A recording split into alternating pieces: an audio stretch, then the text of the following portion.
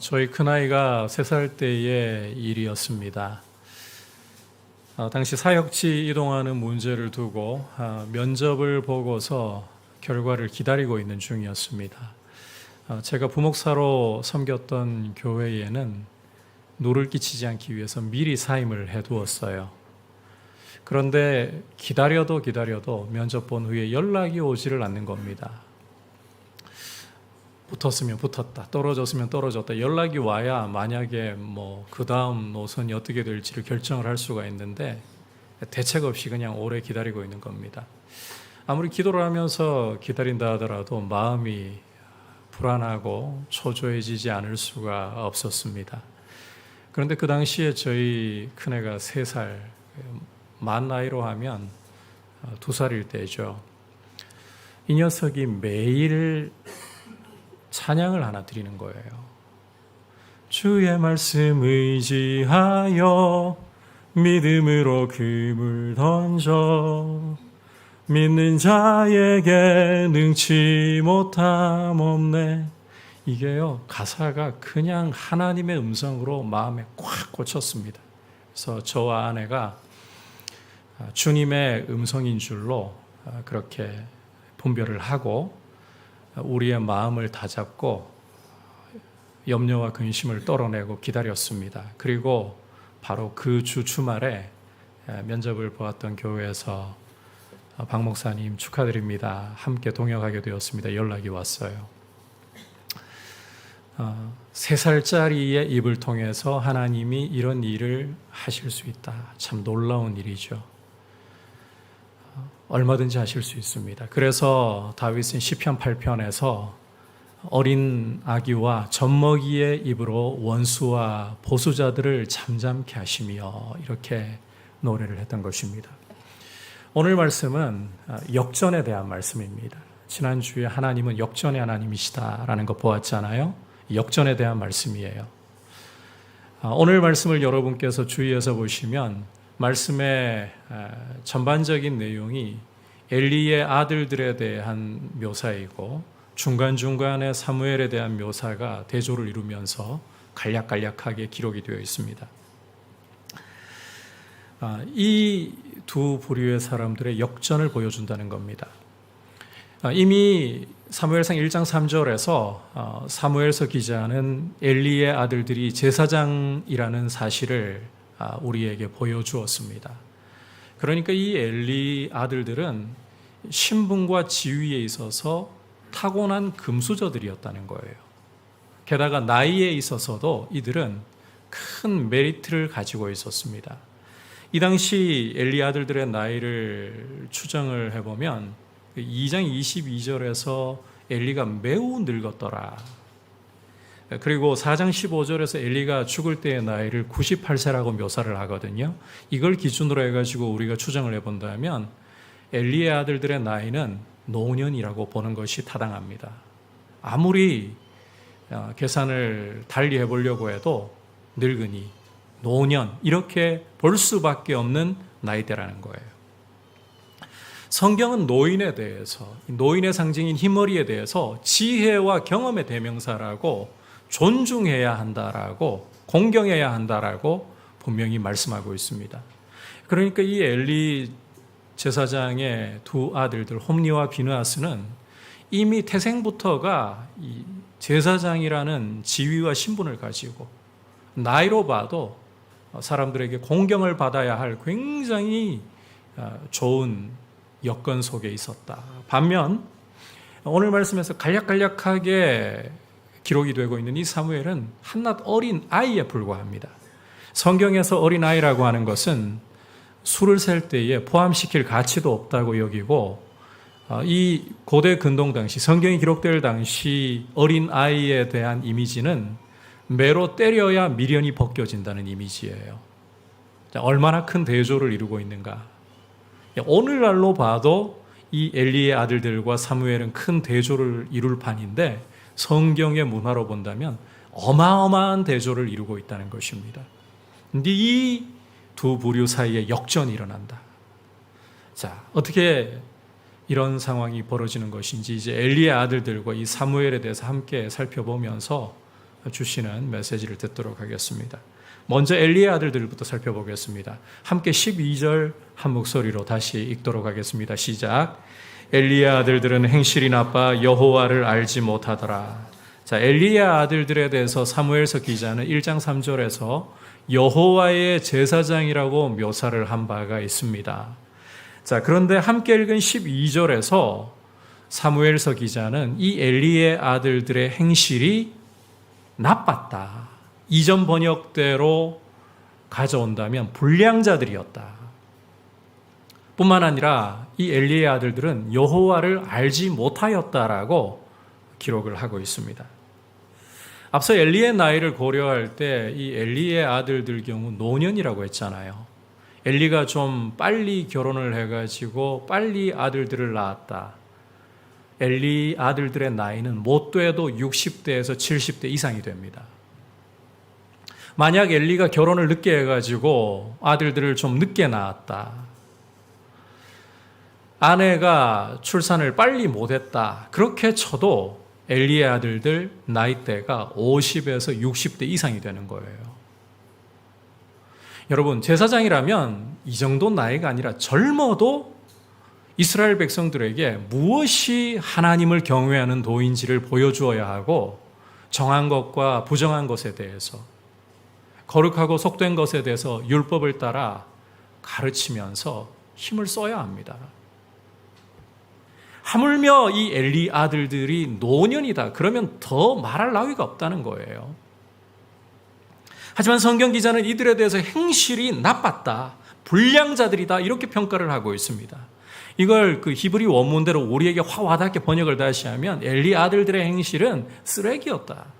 쓰레기였다는 거예요. 더욱이 이들은 하나님을 알지 못하는 사람들이었다. 이들이 머리로 여호와를 알지 못한다거나 입술로 여호와를 부르지 않는다는 뜻이 아닙니다. 하나님의 이름을 불러요. 머리로 하나님 알아요. 그러나 그들의 삶을 보면 하나님과 상관없는 개차반이었다는 것입니다. 자, 도대체 엘리의 아들들이 어떤 삶을 살고 어떤 행실을 보였기에 이런 평가를 내리는 것인가? 자, 우선 13절 머리 부분을 보시면 이렇게 묘사하는 것을 볼 수가 있습니다.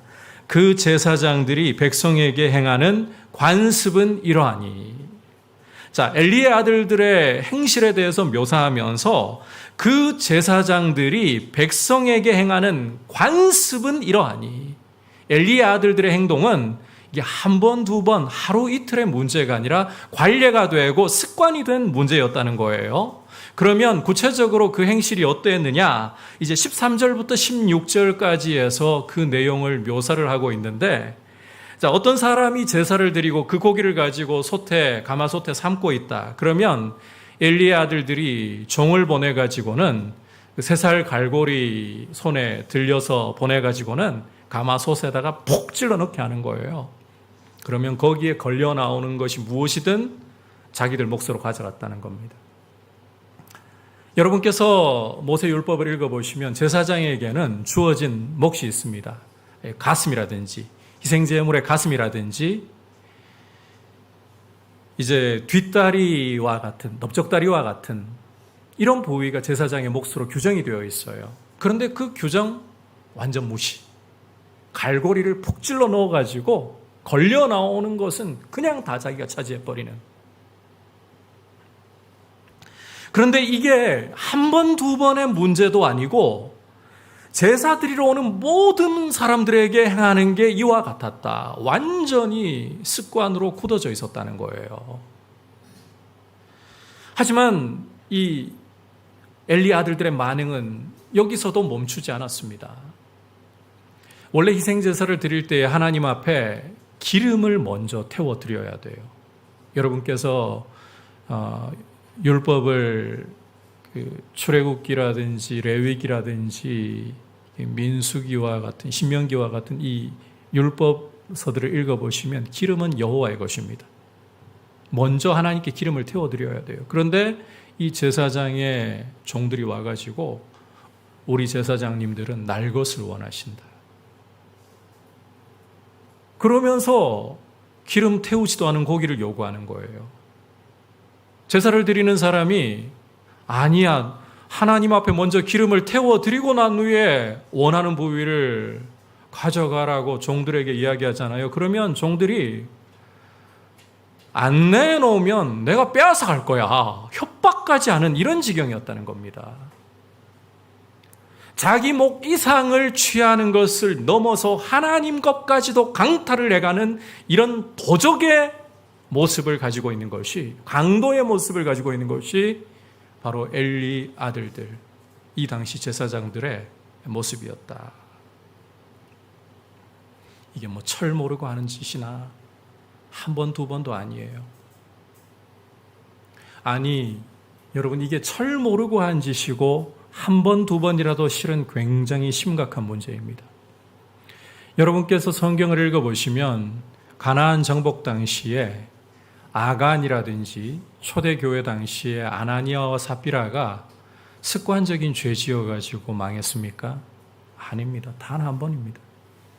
하나님이 진멸하라고 하신 재물을 탐내가지고 아간이 꿀꺽 했다가 몰래 숨겨두었다가, 그리고 아나니아와 삽비라 같은 경우는 재산을 팔아가지고 헌금을 하는데 일부만 드린 거였거든요. 그런데 마치 전 재산을 다 하나님께 드리는 것처럼 쇼를 하다가 한 번이에요. 한 번이지만 망했습니다.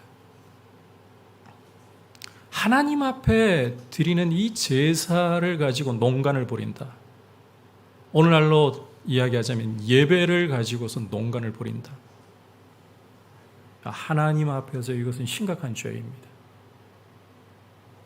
모세율법에 따르면 반드시 죽어야만 할 죄라고 말씀하는 수준이라는 거예요. 아니나 다를까 17절을 여러분께서 보시면 엘리 아들들에 대해서 성경 기자는 굉장히 충격적인 말씀을 하고 있습니다. 함께 읽어보겠습니다. 시작. 이 소년들의 죄가 여호와 앞에 심히 크면 그들이 여호와의 제사를 멸시함이었더라. 자, 여호와 앞에 드리는 제사를 멸시했다. 예배를 멸시했다. 심히 큰 죄였다라고 성경 기자는 정죄를 하고 있어요. 여러분께서 창세기 13장 13절을 읽어보시면 소돔에 대한 묘사를 하면서 이와 유사한 말씀이 주어지고 있는 것을 읽을 수가 있습니다. 소돔 사람은 여호와 앞에 악하여 큰 죄인이었더라. 그런데 여러분, 이 소돔에 대한 묘사 다음에 어떤 결말이 따라오고 있느냐?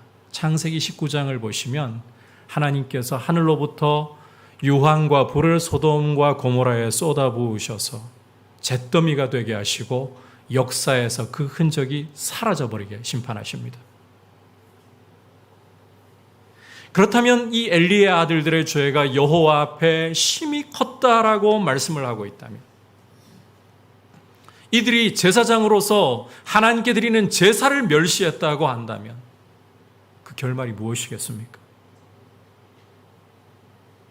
심판을 받아 죽는 것이 마땅하다는 것입니다. 하나님이 그들을 심판해서 죽이신다. 자, 그런데 아무리 악인이라 할지라도 이와 같은 상황이라도 돌이켜서 회개한다면 문제는 달라질 수 있어요.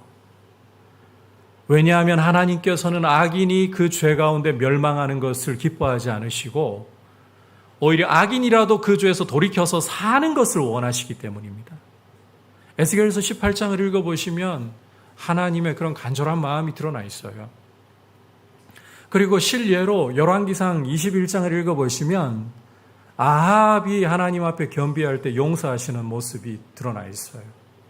여러분, 아합은 이스라엘 역사상 가장 악한 왕으로 꼽히는 왕입니다. 그런데 이 살다가 참 죄를 짓다가 죄를 지을 게 그렇게도 많으면서도 또 죄를 더하나, 나봇이라는 사람의 포도원을 탐내가지고, 물론 아합 스스로 죽인 건 아니지만 이세벨이 한 짓이지만 그걸 좋다고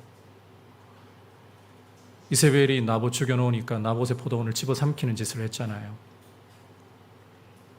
이런 모습을 보시고 하나님이 엘리야를 보내셔가지고 엄중한 경고를, 재앙을 선포하십니다. 그럴 때 아합이 마음이 근심이 되고 답답해가지고 굵은 베옷 입으면서 걸음도 천천히 겸비했어요. 여러분, 이 진짜 회개 아니었거든요. 그 당시 답답해서 겸비한 것뿐이에요. 그런데 하나님께서는 그런 겸비하는 모습마저도 받아들이셔서 재앙을 아합의 때가 아니라 그 아들 때로 유예시키셨습니다. 그 정도로 하나님은 악인이 회개하고 돌이켜 사는 것을 너무나도 원하시는 분이에요. 따라서 엘리의 아들들이 지금까지 이렇게 습관이 되도록 죄를 쌓아왔다 할지라도 이들이 하나님 앞에 지금이라도 회개하고 돌이켰다면 이들 용서받을 수가 있습니다. 자, 그런데 엘리의 아들들은 선을 넘어도 한참 넘어버렸습니다. 여러분께서 22절을 보시면 엘리가 자기 아들들이 온 이스라엘에게 행한 모든 악한 일에다가 심지어 회막에서 수종드는 여인들까지 건드린, 이게요, 여인들이 뭐 자발적으로 그 엘리 아들들 따라왔다 이런 개념 아닙니다. 이거 성폭행이라고 봐야 되는 거예요. 이런 상황까지 갔다는 걸 보여주고 있어요. 이어 23절에서부터 25절 중반부까지 내용 보시면 이 소식을 들은 엘리가 자기 아들들을 책망하는 내용을 기록하고 있는데, 너희가 여호와의 백성으로 범죄하게 만든다라고, 여호와의 백성으로 범죄하게 만든다고. 사람이 사람에게 범죄하면 하나님이 심판하시지만 만일 사람이 여호와께 범죄하면 누가 그를 위해 간구하겠느냐고 자기 아들들을 엘리가 책망을 합니다. 자, 그런데 중요한 건 이 책망에 대해서 엘리 아들들이 보인 반응이에요. 25절 후반부를 보시면 어떻게 기록하고 있습니까? 함께 읽어볼까요? 그들이 자기 아버지의 말을 듣지 아니하였으니 이는 여호와께서 그들을 죽이기로 뜻하셨음이더라. 자, 아버지 말을 안 들었다는 것입니다. 아버지 말을 안 들었다. 중요한 것은 이게 뭘 보여주는 표냐 하는 거예요. 성경 기자는 이게 그냥 고집세 가지고 아버지의 말을 안 들었다. 노년의 사람들, 늙은이들이니까 이들도 그런 차원 아닙니다. 이것은 하나님이 이들을 죽이기로 작정하신 표였다.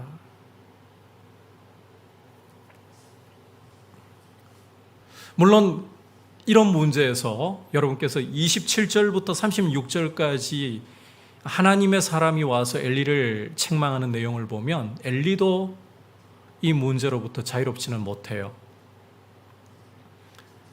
하나님의 사람을 통해서 하나님이 엘리에게 말씀하시는 내용을 보면 너는 나보다 자식들을 더 중히 여겼다라고 말씀하기 때문입니다. 생각을 한번 해보십시오. 여러분, 이 당시 엘리는 대제사장으로서 최고의 종교 지도자입니다. 게다가 이스라엘의 사사로서 정치 지도자입니다. 이 자리에 있다면 자기의 아들 제사장들이 이런 쓰레기 같은 행동으로 하나님께 드리는 제사를 멸시한다. 이게 어쩌다 실수로 나온 문제도 아니고 고의로 모든 사람들에게 하는 처사가 이와 같다. 습관이 되었다. 면직시켜야 되는 거예요. 뻔히 알고 있는 문제인데. 어쩌다 갑자기 개입된 문제가 아니라 누적되어서 계속 진행되고 있는 문제인데. 지금 살이 골마 들어가다 못해 뼈까지 다 골마 들어가고 있는 상황인데 이걸 그냥 방치한 거예요, 엘리가. 여러분, 누가 홈리와 비느하스를 면직시키겠습니까? 엘리 아니면.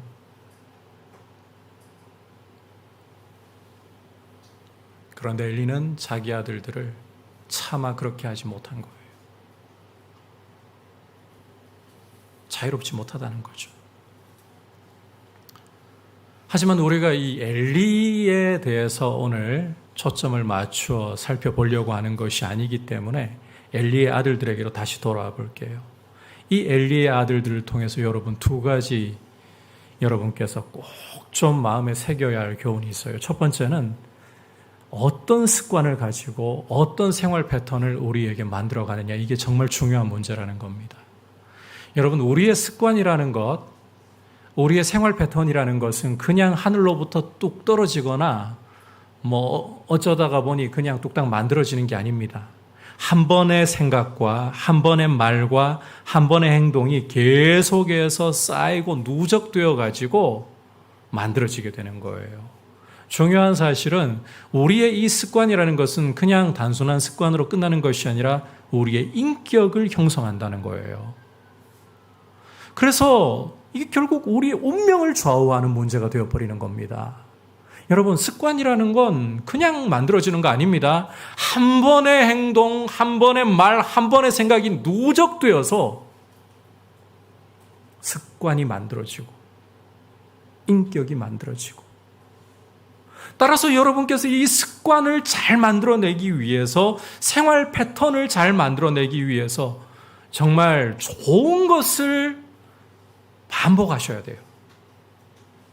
우리가 믿음의 습관, 정말 하나님 앞에서 설 수 있는, 하나님 앞에서 살아가는 습관을 가지기 위해서 여러분, 하나님의 말씀으로 사고하려고 하고 하나님의 말씀을 따라 우리 언어 생활이 이루어질 수 있도록 힘을 쓰고 우리의 행동이 결정되게 해야 되는 거예요.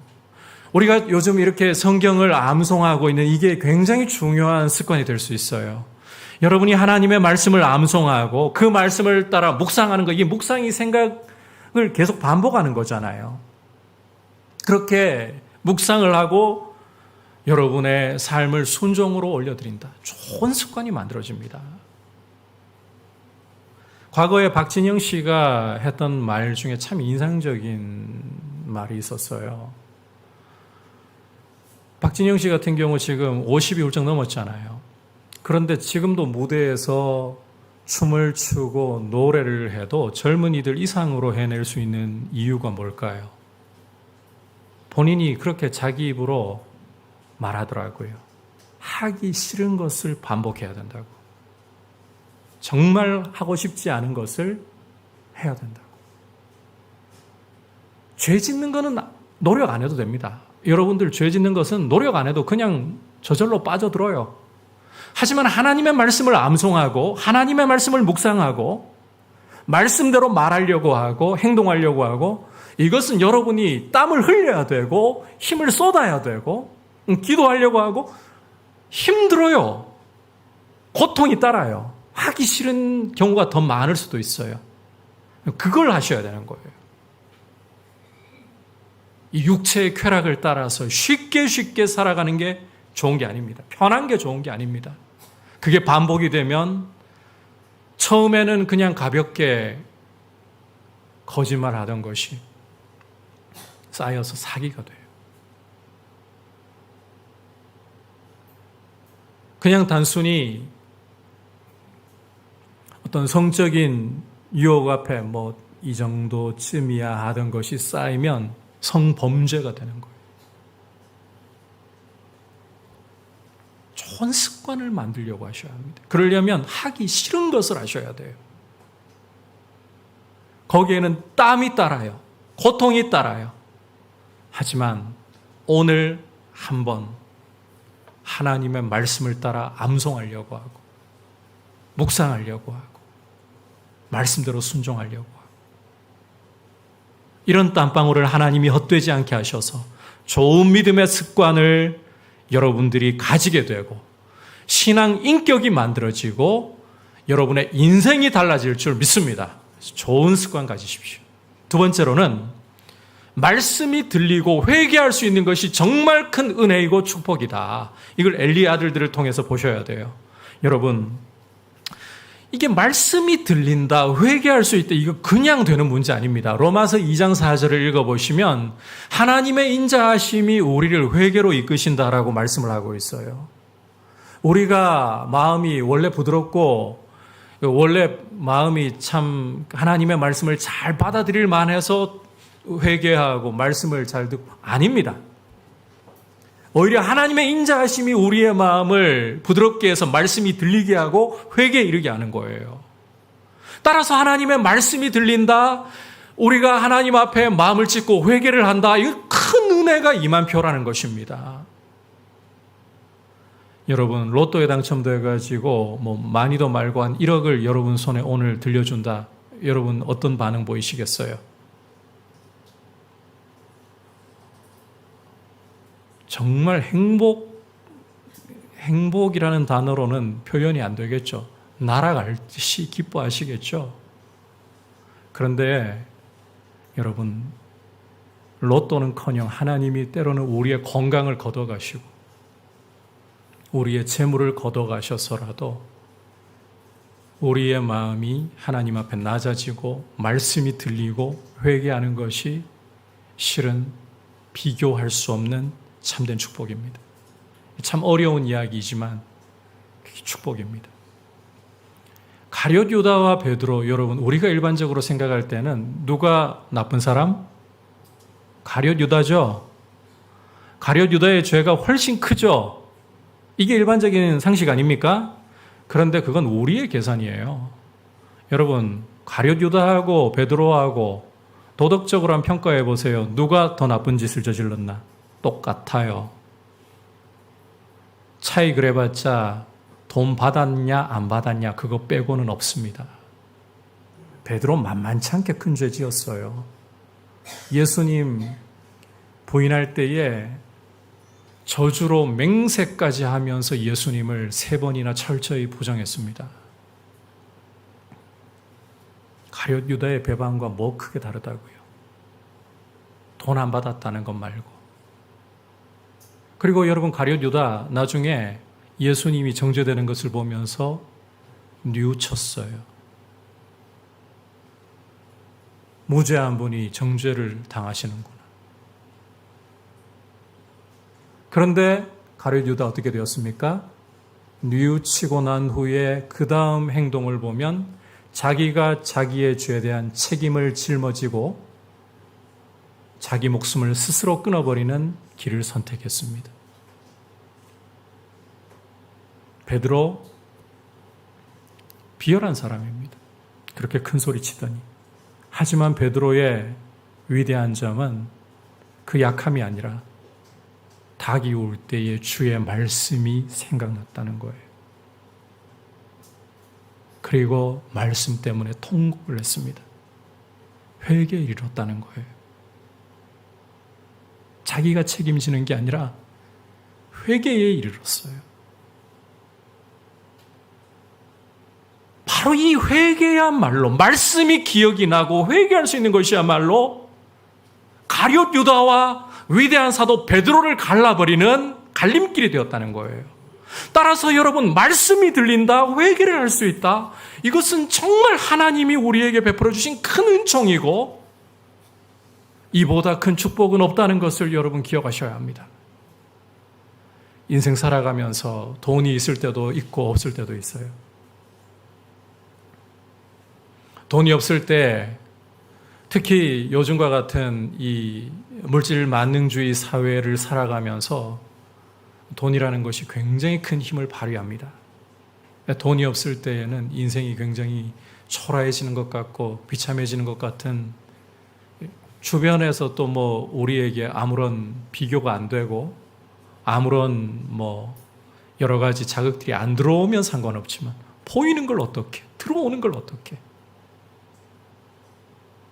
돈이 없는 게 굉장히 참 이게 고통스럽고 인생의 비극이라고 생각하기 쉬워요. 그런데 말씀 안 들리는 게 비극이에요. 아무리 가난하고 아무리 우리 마음이 비참해져 있어도 하나님의 말씀이 들어오잖아요. 그때는 환경이 보이지 않고 주님이 보이기 시작합니다. 회개하잖아요. 내 사고의 전환이 일어나기 시작해요. 말씀이 들리고 회개하는 게 축복입니다. 이 은혜를 여러분들에게 주님이 풍성하게 부어주시길 축복합니다. 이제 사무엘에 대해서 우리가 함께 살펴보도록 하겠습니다. 자, 이제 사무엘을 살펴보시면 먼저 11절 후반부 한번 눈으로 따라와 보십시오. 그 아이는 제사장 엘리 앞에서 여호와를 섬기니라. 이제 건너가서 18절 함께 한 목소리로 보겠습니다. 시작. 사무엘은 어렸을 때에 세마포 에봇을 입고 여호와 앞에서 섬겼더라. 자, 이제 21절 끝부분도 보십시오. 아이 사무엘은 여호와 앞에서 자라나니라. 자, 26절 같이 한 목소리로 보겠습니다. 시작. 아이 사무엘이 점점 자라매 여호와와 사람들에게 은총을 더욱 받더라. 자, 사무엘에 대한 간단한 기록이 계속 반복이 되면서 이어지고 있죠. 이 반복되는 기록 가운데에서 강조되고 있는, 반복되고 있는 표현이 어떤 게 있습니까? 자, 아이라는 표현과 어리다는 표현, 그 다음에 여호와를 섬겼다, 여호와 앞에서 섬겼다, 그리고 여호와 앞에서 자랐다. 이게 반복이 되면서 강조가 계속되고 있어요. 이 아이, 어리다는 게 굉장히 지금 중요하게 강조가 되고 있어요. 그러니까 지금 사무엘서 기자가 강조하려는 것은 이 아이임에도 불구하고 숫자에 포함시키지도 않는, 때려야 미련이 벗겨진다라고 여기는 어린 아이임에도 불구하고 사무엘은 하나님 앞에서 섬겼다, 하나님 앞에서 자라났다는 것입니다. 자, 이제 여러분께서 다시 17절로 한번 좀 돌아가 보시면, 아까 17절 같이 읽을 때 이상한 표현 하나 있지 않았습니까? 이거 너무 자연스럽게 넘길 표현이 아닌데 우리가 너무 자연스럽게 넘겼을지도 몰라요. 자, 엘리 아들들을 뭐라고 묘사했습니까? 이 소년들, 이 번역 혹시 잘못된 걸까요? 히브리 원문으로 가보면 이 번역이 잘못된 게 아니에요. 실제로 어린 아이 또는 청년, 젊은이를 의미하는 나아르라는 표현이 쓰였어요. 그런데 여러분, 이 나아르라는 표현이 또 어디에 쓰였는가 하면 사무엘에게 쓰였다는 거예요. 아이라고 할 때, 어리다라고 할 때 이 나아르라는 표현이 똑같이 쓰인 거예요. 그러니까 이 똑같은 표현을 엘리의 아들들에게, 사무엘에게 씀으로써 사무엘서 기자가 의도적으로 말하려고 하는 바는 이것입니다. 엘리의 아들들은 늙은 애들이라는 거예요. 늙은 애들. 몸만 늙은 애들. 하지만 사무엘의 경우는 어린 아이임에도 불구하고 정말 어른들이 보기에 한낱 아이 그 정도밖에 안 되는 모습임에도 불구하고 여호와를 섬기고 있다. 여호와 앞에 자라고 있다. 역전이 일어났다는 것입니다. 역전이. 성소에서부터 역전이 일어났다는 거예요. 여러분, 당대의 제사장들은 나이만 많을 뿐, 늙었을 뿐, 그들은 하나님 앞에서 자란 게 아닙니다. 그들에게 자라고 있는 것은 죄의 크기뿐입니다. 반대로 한낱 어린아이에 불과한데 이 사무엘은 하나님 앞에서 자라고 있고 은총에 있어서 자라고 있습니다. 역전이 아니고 무엇입니까?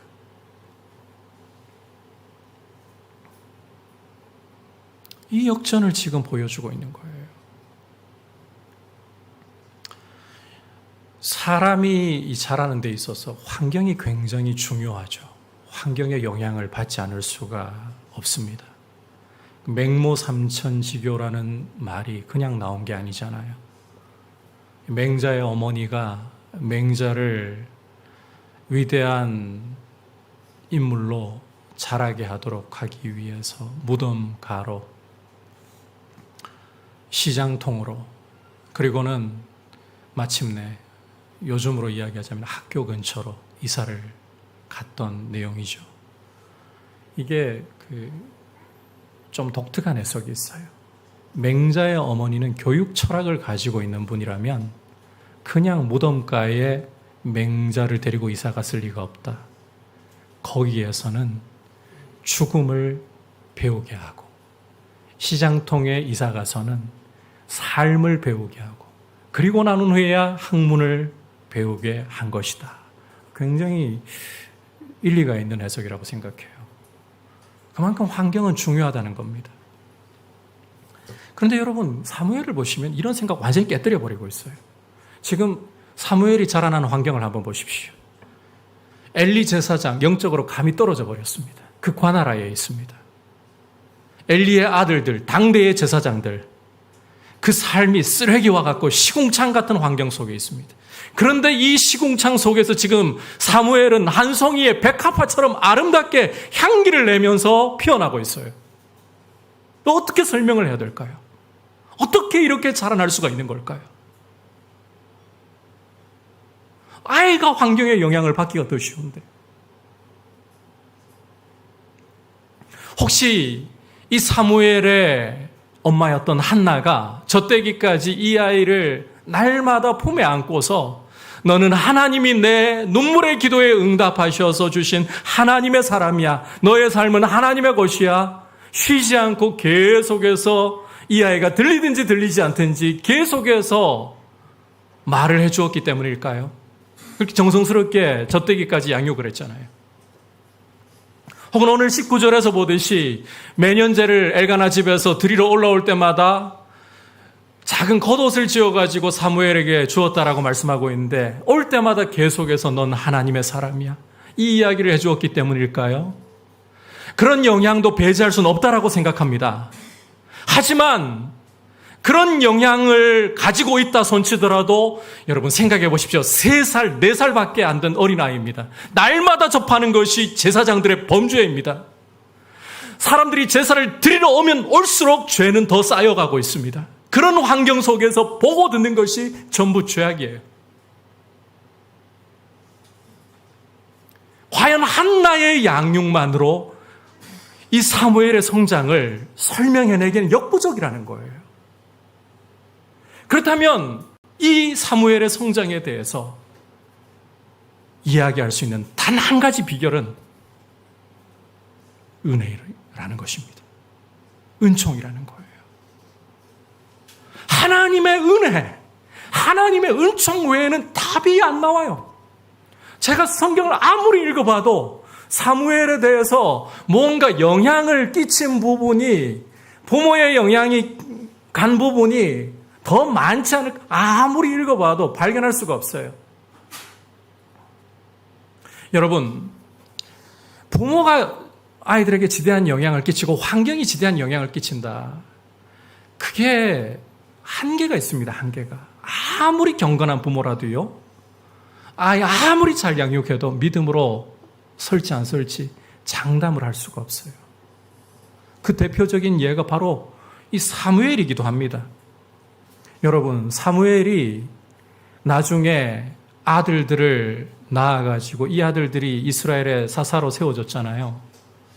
어떤 일 벌어졌습니까?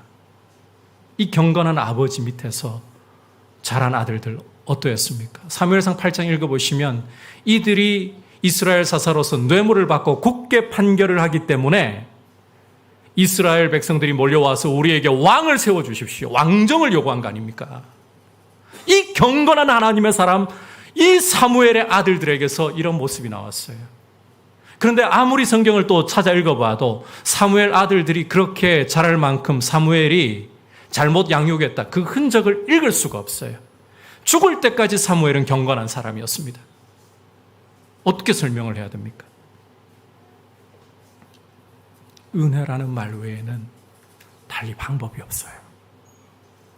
이 시궁창 속에서도 이런 아름다운 한 송이 백합화가 피어나올 수 있었던 것은, 그 향기가 흩날릴 수 있었던 것은 오직 하나님의 은혜 외에는 다른 설명이 불가한 거예요. 하나님이 다위신 거예요. 아무리 험악한 상황 속에서, 아무리 우리의 환경이 엉망이고 시궁창이어도 하나님이 하시면 될 줄 믿습니다. 하나님이 답이신 거예요. 그렇다고 해서 책임을 던져버릴 수는 없어요. 여러분, 하나님의 은혜는 우리 인간의 책임을 면제시키지 않습니다. 한나가 어차피 하나님이 돌보셔서 사무엘 이렇게 세우실 것, 한나가 잘 안 돌봐도 충분히 잘 자랄 수 있지. 아니에요. 젖되기까지 정성껏 돌보아야 했어요. 매년 제사를 드리러 올 때마다 겉옷을 지어주면서 만날 때마다 얼마나 이야기했겠습니까? 넌 하나님의 사람이야. 엄마의 눈물의 기도를 하나님이 들으시고 너에게 이렇게 하나님이 삶을 주셨기에 그래서 너의 이름이 사무엘이야. 넌 하나님의 사람이야. 최선을 다해야죠. 그러나 우리 인생의 진정한 답은 오직 하나님이십니다. 우리의 노력과 우리의 수고에도 여러분 안 열리는 때 많습니다. 이슬람권에서 선교하시는 선교사님들 예전에 그런 30년을 선교하시고 그분의 회고가 그렇습니다. 베드로가 주님 만났을 때 고백했던 것처럼 밤이 새도록 수고하였지만 얻은 것이 없나이다. 30년 동안을 수고하였지만 얻은 것이 없나이다. 노력을 안 해서요? 아니, 목숨 걸고 주님의 복음을 위해서 살아도 안 열릴 때가 있습니다. 그러나 놀랍게도 하나님이 여시면 또 열립니다. 안 해서가 아니에요. 그렇다고 책임 배제시키지 않으신다 기억하셔야 돼요. 우리는 우리의 도리를 해야 합니다. 그러나 하나님이 답이시다. 하나님 은혜가 답이다. 이 겸손함을 가지고 하나님께로 나아가 여러분의 삶의 모든 고통과 문제를 하나님께 드리며 인생의 역전을 이루실 수 있는 하나님 신뢰하시기를 축복합니다. 오늘 이 엘리의 아들들과 사무엘의 이 대조를 통해서 성소에서 일어나는 역전에 대해서 살펴보면서 주시는 메시지 들었습니다. 여러분, 좋은 습관, 좋은 삶의 패턴, 이걸 여러분들이 만드셔야 돼요. 그게 여러분의 인격을 형성합니다. 한 번의 생각과 한 번의 말과 한 번의 행동이 하나님의 말씀을 따라 이루어질 수 있도록 힘쓰시기를 바랍니다. 아울러 말씀이 들리고 회개하는 것이야말로 가장 큰 축복이다. 회개의 은혜를 구하셔야 돼요. 마지막으로 결국은 하나님 은혜이다. 어쩌면 너무 진부한 이야기일지 모르고 뻔한 이야기일지 모릅니다. 그러나 너무너무 중요한 것은 하나님이 답이시다. 이 사실을 기억하고 하나님을 우리 자신이 아니라 철저히 하나님을 의지하려고 하시길 축복합니다. 같이 이제